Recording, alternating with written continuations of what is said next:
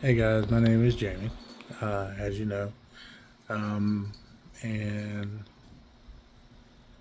this is my story. Um, I'm going to be doing my life now, like you see those people on the My 600 Pound Life. Um, that show, give you a rundown real quick. It's a show that follows individuals who are like 550 pounds or higher, and I'm not there. I'm like, I'm way off that, but um, this is what I'm gonna do. Every week's gonna be a part. So you got like part one, part two, part three. And I'm hoping, to what I'm going to do is I'm going to bring you along with my journey of my life. Um, you know, I'm gonna I'm gonna do videos.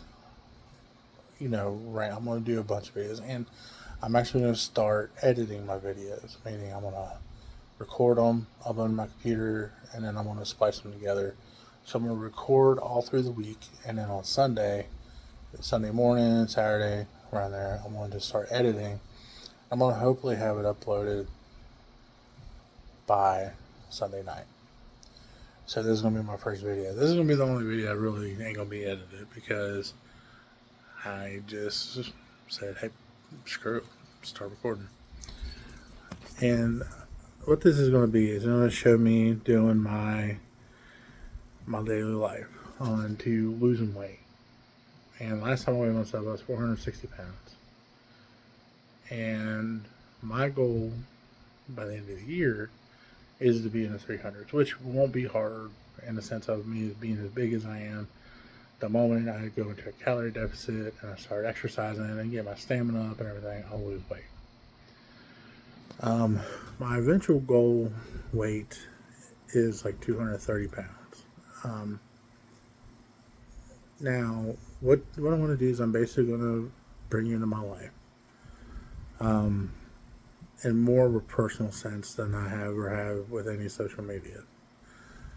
Um, what I mean by that is I'm going to show you my ups and downs, my goal, my wins, my losses, and the emotions that come with everything. I'm not going to be afraid to hide my emotions anymore. And, you know, I've always had issues with my weight. Okay. See, I was born in Baltimore in 1986. And um, to a wonderful mother. She wasn't perfect, but she was a good mother. She was my best friend for a long time. I mean, if she was alive today, she'd be my biggest fan, probably besides my kids. Um, you know, my memory of my childhood, there's some things that really do stick out. Like when my grandfather passed away and I was sitting on his lap. It was like a birthday party, I think, of my cousin. And next time I was sitting on his lap, next thing you know, it was terrifying. He stiffened up, eyes rolled back in his head, and he had a heart attack. Um, and he essentially died then. They brought him back. He's in ICU, and he didn't make it. He'd been when his heart stopped and everything. First time he had gone too long without anything. So, you know, when after he died, the family kind of just broke up. My cousins and my aunts went one way. Me and my mother, with her boyfriend, went another way. And my grandmother moved to West Virginia, where I currently reside now. This is how I know about this place, is because of the family. um, and you know, when we lived in Brooklyn, which is like a suburb of Baltimore. It's kind of like Huntington and Wyandotte, or something like that, like a major city, and like the little off places of it. You know what I mean? So we were poor. I mean, we were so poor. Uh, there was this grocery store that was like around the corner that they would always have like once a month, $20 to fill two groceries, or 110 for one. And somehow we would always come up with at least $20 to get the groceries, and that would have to last us for a while. But there were times that it was a pack of hot dogs for me to eat for a whole like week or so, Those had to last. I had the worst case chicken pox I ever saw in my life. I mean, they were in my mouth, down my throat, in my eyes, all over my body. I mean, it was so terrible. um, and there was a lot of ups and downs in that time. And then it got to the point where we just couldn't live. We were starving, and my mom got in touch with my grandmother here, and she moved us up here as soon as possible. And we left that morning and got here that night. It was not from where we were to here. It's like maybe 7 hours, 6, 7 hours. We packed up like 2 suitcases, all we had. We get here, and we got here for dinner time, and I had ate so much food, I threw up. It was pretty raunchy, man. um, but this is where I met my grandfather by marriage. But I call him my grandfather because he was in my life as my grandfather longer than my papa was. As much as I love him, I still think of him today. The man I met was my grandfather. I named my son after him, so middle name. And it's time because it was a guy without legs. He had cancer, bone cancer twice, and lost both his legs. But he still swam 2.5 miles at the local YMCA every day. And this is where I met my aunt. She wasn't even his daughter by blood. They adopted her, but that was his daughter. And it was I was so happy because I was around family again, around people. We weren't struggling for food or anything like that. And then we moved over to Proctorville, Ohio. And my mom and her boyfriend got married, and after they got married, that's when everything went to hell. He beat my mom, beat on her, beat on me. There was times I took a baseball bat one time, and I cracked him in the back of his head to get him off my mother.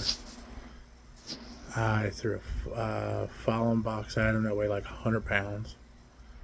I mean, I threw milk at him. I just did what I did what I thought I had to do to protect my mom, and I didn't care if he swung. I mean, he did. He did a couple of times. He was cheating on my mom. He started doing drugs. He would take any money we had, do drugs, get drugs with it, take my money I had set aside, and do drugs with it. And then one day he threatened to kill me and my mom, and he ran from the police for like 2 months. And then me and my mom, we were happy. We were living life, living large. And one day he just happened to be waiting at the house for us to show up. And my mom took him back. Like I said, she was a great mom. She wasn't perfect. But she made him sleep in the truck. He didn't get to come in the house and everything. And then one day she had to go to work, and he had me. And he wasn't. I mean, he was abusive, but at this time, like he wasn't doing anything. And then we got food, and being a kid, you sneak fries out of the bag. And I didn't realize that I had eaten most of the fries because I was hungry. And we get home, he opens the bag, sees that, and he beats the dog shit out of me. I mean, I don't know, it felt like it could have been all day. It could have been a few moments. But he didn't, you gotta think, at this time I'm 6, 7 years old. I weigh like maybe 50 pounds, 60 pounds. And this man was like 5'10", 5'11", weighed like 300 pounds. And he's sitting there beating on me. He's sitting there punching me in my face, my eyes, kicking me, stomping on my back, stomping on my legs. And after he was done, he said, F you, you're not even mine. Got his truck, and drove off. My mom called, I couldn't move. My mom called and called and called, no one answered. She finally showed up. And when she showed up, I was laying on the floor, blood coming out of my mouth, my nose, my ear. Um, had bruises all up and down my body. And they got me to the doctor, and I had a lot of injuries. I was in the hospital for like 2 weeks to recover. They found, and then they never found him. Like, he was gone with the wind because he knew he was going to get fucked up. But fast forward to like a year or so, we moved to Leon with my grandmother and my grandfather, and somehow he found us. It was like we were doing a delivery service for food, and he just happened to have a job with us. Now I hit a growth spurt where I was like 5'8", and I was like 200 pounds, and like that, then it was a couple of years, and I came out and she was, let me see how big you got, and I was like, what the? I was like, what does he want? I was like, what? And he would shake my hand, and I pulled a knife out on him. I was like, come in closer, I'm gonna stab you. Well, do you know, my grandmother had a pistol in her hand, and was basically breathe wrong. You ever come back to this house again, you're not gonna walk off this property. And that was that with him. Never really heard from him again. And then living in that house, there's a lot of great memories. There's really bad memories as well. Like my grandmother died in that house, and I didn't want to live there anymore. We kind of like let it go to shit, really. My mom got addicted to sleeping pills and everything. And we finally moved to Virginia with my aunt and her sons. And that was just the most god awful time living with them. I mean, the friends that I gained was okay. I wasn't really the most popular kid in school. I got made fun of a lot for being overweight and everything. Then me and my mom moved into this apartment. She was working 3 jobs and had a boyfriend, got pregnant, lost baby, all that. And I was really left alone a lot. I played football, and I got left alone a lot. Like, I mean, a lot. And I had to fend for myself and everything. And my mom was working so much, but we got food stamps. And there was a grocery store, I think it was Walmart before, it was like a Walmart supercenter, like up the road from our apartment. And I took whatever food stamps we had. I didn't know how to work them. When I got there, the woman that was there, she told she was a mom, or a mom, at least a mom and a grandmother. And she taught me how to use it, how to use them, what I could purchase with them. And I went and filled a buggy up, and they helped me ring everything up, pay for it. I asked if I could use the buggy to take the food to the house. And they said, that's perfectly fine. This is before they had that locking mechanism on the tire. And, with that, my mom thought I was embarrassed about being on food stamps. I didn't know what it was. I didn't know we had them, to be honest with you. Because I always went to food banks and stuff like that. Well, it got to the point where we couldn't afford rent. We couldn't afford our phone bill. We couldn't afford anything. And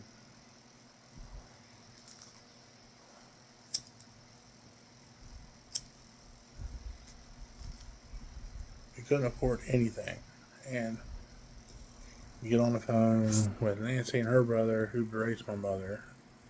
You can hear her screaming and crying that she just didn't understand anything. And I just didn't know what to do. We didn't know what to do. We didn't know where to go. Like, we were completely lost. And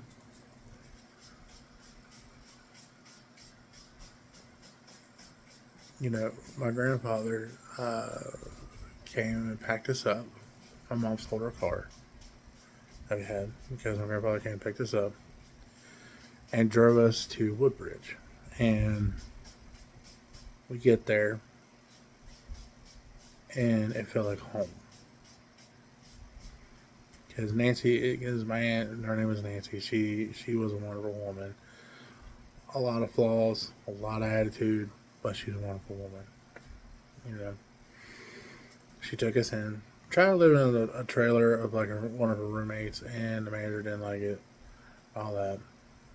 Well, her roommate ended up moving out. We ended up moving in and out of the trailer, and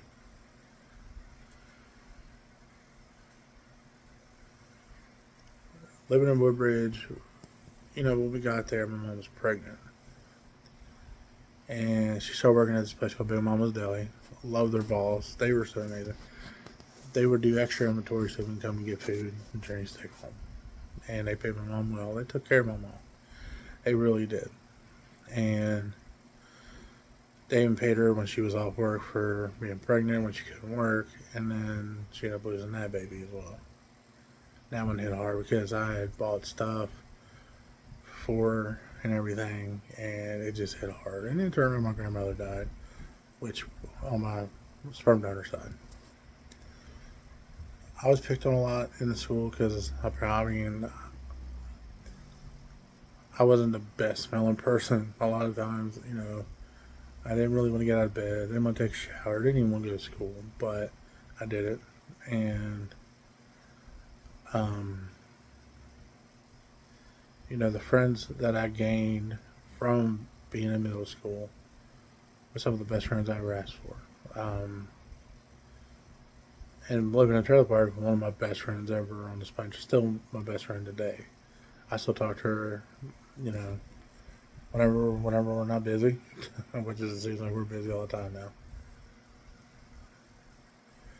And you know, I met my first real girlfriend, and she got pregnant. We turned around, lost that baby due to a lot of circumstances, and that hit hard. And I got really off bad with certain things, and a lot of people don't know it because I hit it. I hit it well, but there was times that it was just really bad, like really really bad. And this is when I was huge at the time. I walked everywhere though, but I ate like shit. I didn't exercise if I didn't have to. And then we ended up having to move from Woodbridge back to here, well, Proctorville, to take care of my grandfather and my aunt's brother who was sick with a really bad illness. When we got to Proctorville, it was bad. Me and Nancy got into a bad argument, and I got sent to live with my sperm donor for a couple months. Living there was hell. I mean, right off the bat, I mean, it was like I was a burden. I wasn't treated like I was this kid. I was treated like I was a burden, you know. Like I was just in the way. I was a living slave. Um, you know, I got mad at me one time. I didn't have a job for like a month when I lived there, and he got mad at me about something, and he told me if I didn't get a job, I'd have to live on the streets in Baltimore. So, um, pulled some strings with a neighbor of his who worked with Babe Ruth Memorial Museum, and he got me a job with the Ravens Stadium thing. And I got to meet the players. I got to see the games for free. I got to help with parties and stuff. And I was there when they signed Deion Sanders, so that was pretty cool. You know, I'm a big dude, and I never felt so small in my life around some of them guys. um, and then me and him and his wife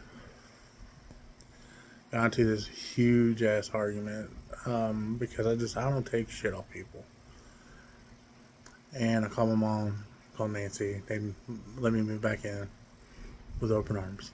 It was like just needed that little break. I came back. Well, my grandfather had died while I was in Baltimore.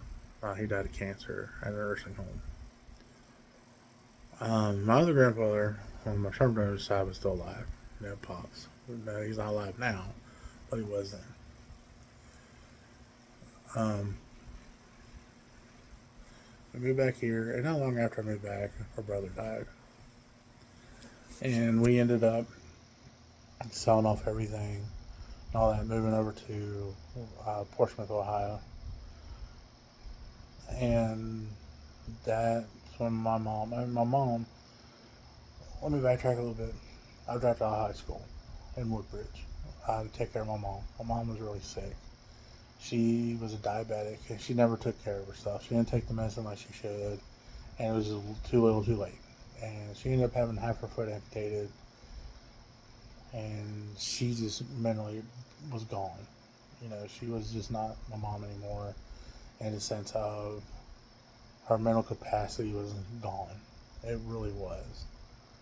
But I learned how to do an IV line. I learned how to wrap a foot to get it to mold right for a prosthetic. I learned how to take care of wounds. I knew how to pretty much and all the signs I need to look for everything. And it was hell getting her up here. And then when I went to live with my sperm donor, they treated her like she was a second class citizen a lot. They pushed her to the side a lot. She just couldn't leave the house. She never really left the house. Now, when we moved to Portsmouth, we got my mom there, got her on dialysis to lose weight. I mean, she was 500 to 700 pounds, and like 400 some pounds of that was just fluid. They got on this strict dialysis program and everything. And Nancy got with this guy who was a drug dealer. He's abusive. Nancy got into some crazy shit, and uh, she ended up kicking us out. Well, we went to live with a friend of hers, um, which was probably the worst decision because my woman didn't have no running water. Her kid, who was a kid, was still using pull-ups. Her daughter was a piece of crap. She's a piece of crap. I mean, I ran into her the other day, and she tried to talk to me, and I let her have it.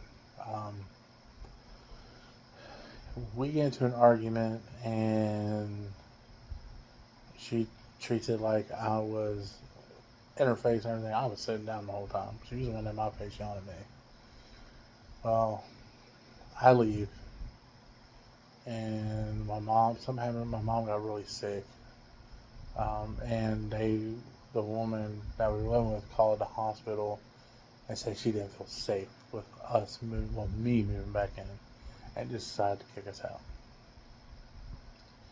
So my mom got sent to a nursing home, and I was living with this one lady who, the woman that kicked us out was going to say threatening to call the housing authority to get her in trouble. So I ended up having to pack my stuff up and going to live at the homeless shelter. And my first night there, I didn't know what to do. I really didn't know what to do. The people that worked there were amazing, to an extent. Um, and that's when I really learned my grit about myself. I found out the nursing home my mom was in, I found out where it was at, went and visited her and told her everything that happened, where I'm at now. And fought to get our stuff out of that woman's house, finally gave it to us in a trash bag. We spent like 3 hours going through it and all that, and what I couldn't take to the shelter with me, the woman kept for me until I said, we go get it from her. Well, living at the mission, I saw a lot of shit, did a lot of drugs, a lot of drinking. Tried to commit suicide a few times. I ended up living at the river front.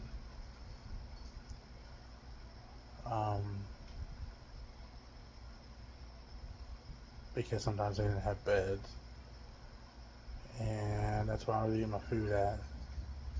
And then one day, when I was at a cigarette store getting a pack of cigarettes, when I walked out, Nancy was there.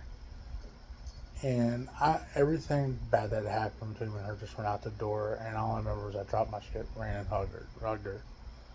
And I told her where I was staying at. We went and visited my mom. My mom was so elated to see her. And that's when she found out she lost half her leg and everything. because my mom ended up having a surgery because while my mom was living with that woman, I went to live in Kentucky. Um, for a while, and that was a whole nother bullshit story. But when I came back, that's when all the shit went downhill. My mom lost half her leg. That's when a lot of shit went downhill with that woman we were living with. Um, and then Nancy came and got me. I heard a familiar voice outside the men's shelter. I went out and there they were. Was the guy she was with and Nancy. And they took me from there to their house. I washed my clothes, gave me dinner, and helped me get a job. I worked that job for months. Got my own place. Ended up losing that because I just didn't know what I was doing. I was never really taught how to be an adult and what I need to do in the adult world. And, you know, I ended up going back to the mission, the homeless shelter again. This time, I met some great people, and they kept me safe. We kept each other fed. We kept each other cigarettes. I mean, food. I mean, everything. We were just a close knit group. And then I met Taco and his girlfriend, and they took me off out of the mission to move in with them. And that's how I met Robin, who's my wife. And that was a whole another story in itself. But I ended up moving in with Robin and her parents, and we got married like a year later. you know, Being a young couple, always argue and all that, but we were a young couple though. And after we got married and all that stuff, about a year down the line, a year or so down the line, we got found out she was pregnant with our first baby, who was Aiden. And at the time, I was working at 7-Eleven, and that job, I loved it. It was bullshit sometimes, but I loved it. I loved the hell out of it. And they ended up catching me on a beer sting, which I should have passed, but that didn't, and I got fired. And then that's when my depression really kicked in. I went from 266 pounds to 475 pounds in like a year or two. I was a terrible husband, a terrible father, a terrible person in general. I didn't get what I wanted, like my junk food, my Mountain Dew, anything like that. I was an ass. I was a complete and utter ass to everybody. I was a terrible father to Aiden. And what solidified everything is Robin and her dad went to go get food, and I was sitting with Aiden, and I fell asleep, and he got outside. Robin was screaming at me, telling me to get out and all that, and everything. And sorry, this is my cat being stupid. And that's when I went and got help, and that's when I found out I had a lot of issues that weren't dealt with for a long time.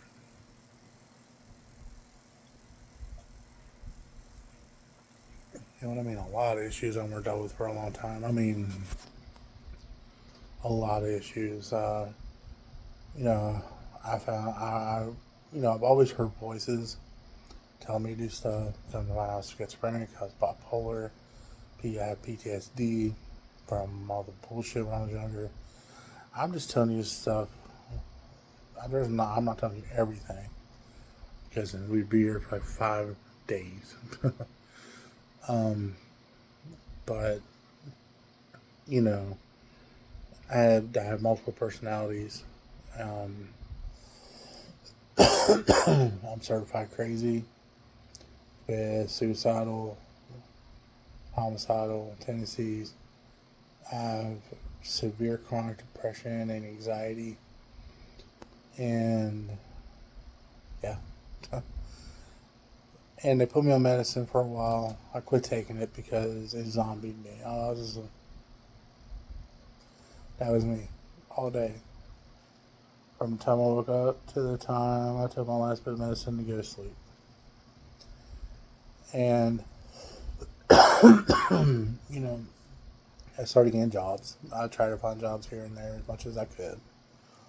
And then, come to find out, you're pregnant with Delilah.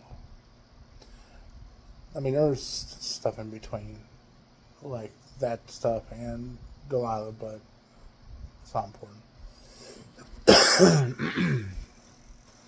And, I was like, man, I need to buckle down. So I went to this one place and just filled out application. And,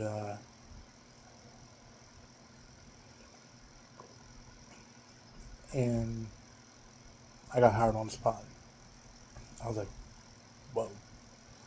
And my first day, I mean, I had this other job, went and done it, and it was terrible. It was a call center job. It was absolutely terrible.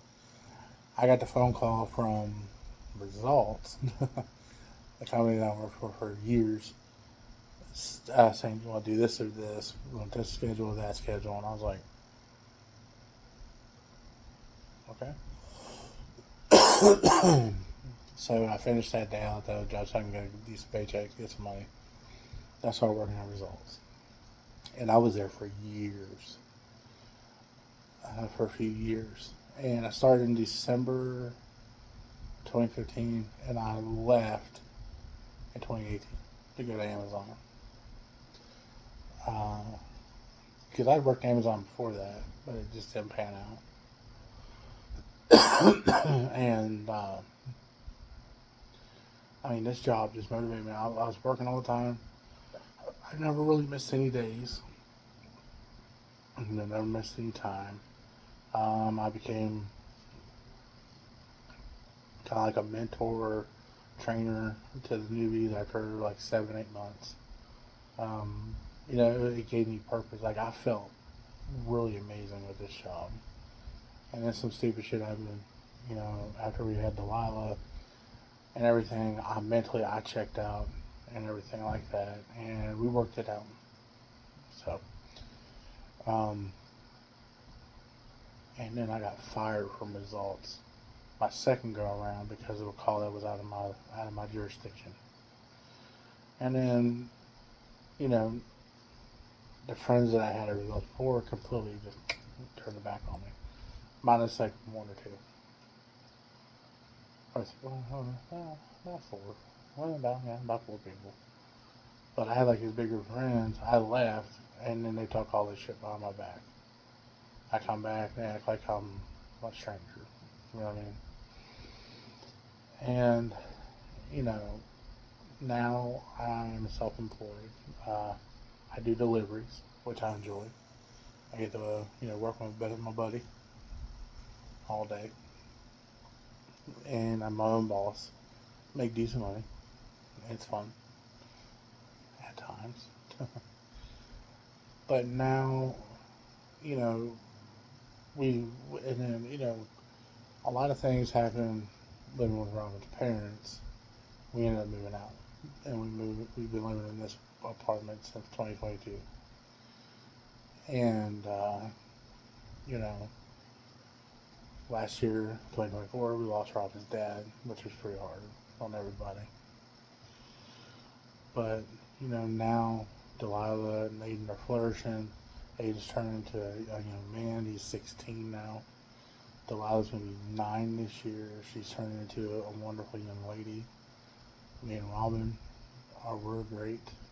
We have 2 awesome cats. But, my life has taught me that people will come and go in your life all the time. And there's a few people that will be there every day. There's people that live here I love to death. They're my family. There's people that lived here that moved not far away from here. I love to death. And they're like my family. A few people that, from Results, I love them to death. They're my family. And then you have my one best friend that's been my best friend for 26 years now, and I absolutely love her to death. But if you talk to anybody who knows me, I may come off as an asshole. You know, I may seem like I'm just, but that's because I just lost. It's hard for me to trust people.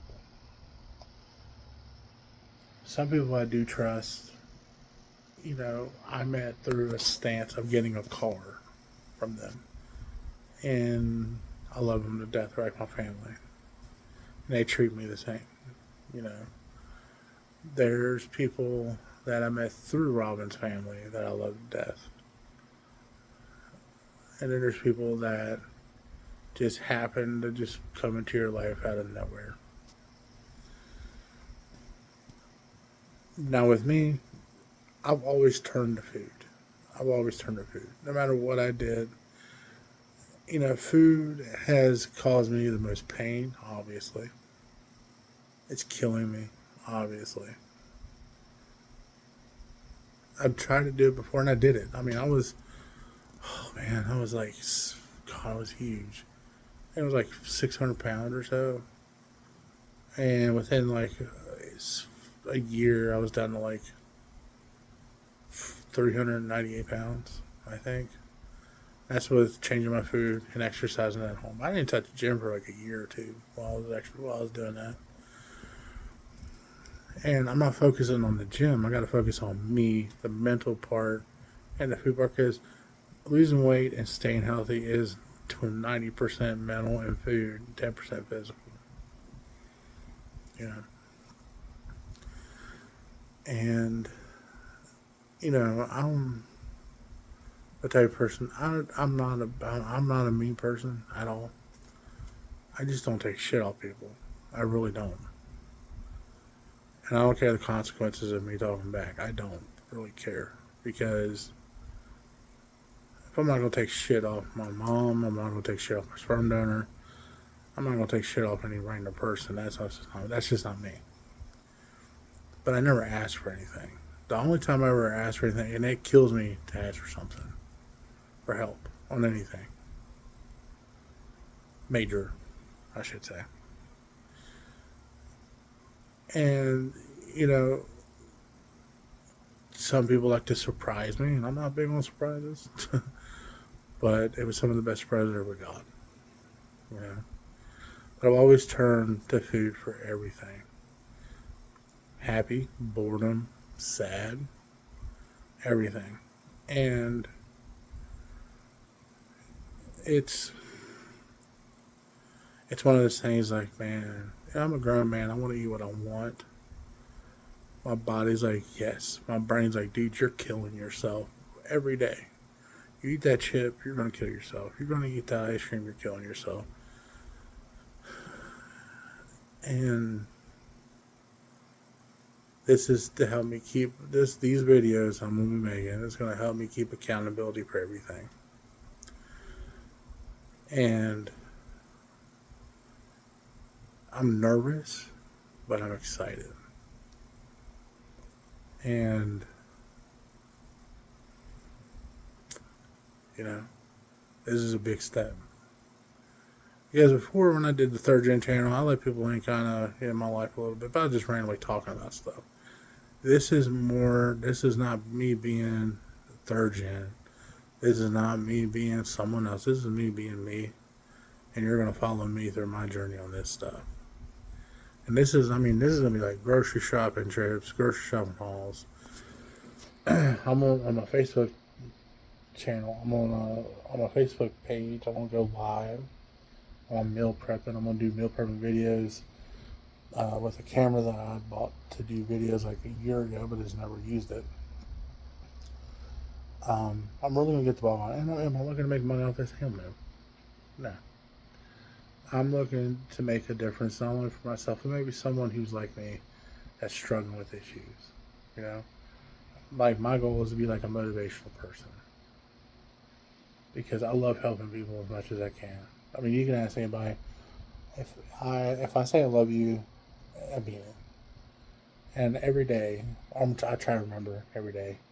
Hey, do you need something? Do you need anything? What do you need? Do you need anything today? That's always been me. So I'm gonna upload this video. I'm gonna try to upload my videos both to YouTube and Facebook. If I can't upload to Facebook, I'm gonna take the link from YouTube and put it on my group that I made in my Facebook page. So, but this is part one. I may do random videos here and there, but this is gonna be the biggest project I've ever done with any video-based social media. And you're coming along with me on the ride. So, but I've been talking for like 40 minutes, and I know you guys are tired of hearing me talk. I'm gonna go more in depth on my addiction to food and everything, my next video and everything and all that. So I love you guys. Thank you so much for staying and watching the video. And yeah, let's do this.